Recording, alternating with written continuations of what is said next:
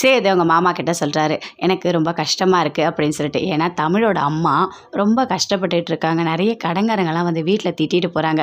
அதை பார்க்கும்போது எனக்கு ரொம்ப கஷ்டமாக இருக்குது அப்படின்னு சொல்லிட்டு அவங்க மாமா கிட்ட சொல்கிறாரு. சரி இப்போ என்ன பண்ண போகிற அப்படின்னு சொல்லிட்டு அவங்க மாமா கேட்குறாரு. இல்லை அவங்களுக்கு ஒரு ஹோட்டல் மாதிரி வச்சு தரலாம் நான் நினைக்கிறேன் அப்படின்னு சொல்கிறாரு சேது. நல்ல விஷயம்ப்பா, உனக்கு என்ன தோணுதோ அதை அப்படியே செய் அப்படின்னு சொல்கிறாரு அவங்க மாமா.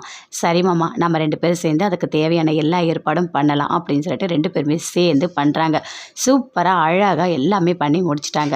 சரி இன்னைக்கு நம்ம ஒரு இடத்துக்கு போக போகிறோம் அப்படின்னு சொல்லிட்டு சேது சொல்கிறாரு. எங்கே அப்படின்னு சொல்லிட்டு. இல்லை ஒரு முக்கியமான இடத்துக்கு போகிறோம், நம்ம எல்லாருமே சேர்ந்து தான் போகிறோம் அப்படின்னு சேது சொல்கிறாரு. அதை கேட்டோன்னே வீட்டில் இருக்க எல்லாருமே யோசிக்கிறாங்க.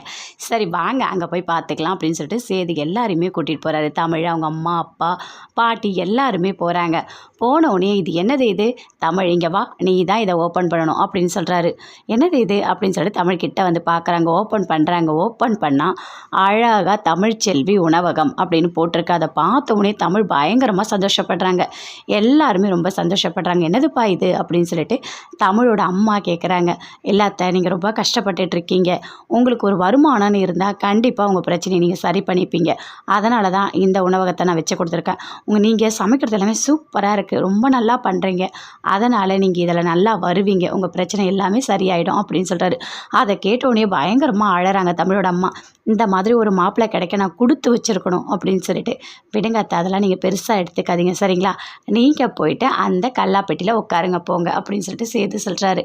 போயிட்டு தமிழோட அம்மா கல்லாப்பெட்டியில் உட்காடுறாங்க. அப்படியே பார்க்குறாங்க, எல்லாத்தையுமே அவ்வளோ சந்தோஷப்படுறாங்க. எப்படி நல்லா இருக்கா அப்படின்னு சொல்லிட்டு கேட்குறாங்க. எல்லாருமே சேர்ந்து வீட்டுக்கு வந்துட்டாங்க. வந்துட்டோன்னே கேட்குறாங்க தமிழ், என்ன நீங்கள் இவ்வளோ பெரிய விஷயம் பண்ணுவீங்க நான் நினச்சி கூட பார்க்கல அப்படின்னு சொல்லிட்டு. ஐ லவ் யூ தமிழ், உன்னை எனக்கு ரொம்ப பிடிக்கும் தமிழ், உன் மனசில் நான் இருக்கேனா தமிழ் அப்படின்னு சொல்லிட்டு சேது கேட்குறாரு. அப்போ எதுவுமே பேசவே இல்லை. தமிழ் அப்படியே வெக்கப்பட்டு சிரிக்கிறாங்க. அது சேது பார்த்துட்டு பயங்கரமாக சந்தோஷப்படுறாரு. இல்லை எங்கள் அம்மாவுக்கு நீங்கள் பண்ண உதவியை நான் மறக்கவே மாட்டேன் அப்படின்னு தமிழ் சேதுக்கிட்ட சொல்கிறாங்க. சேது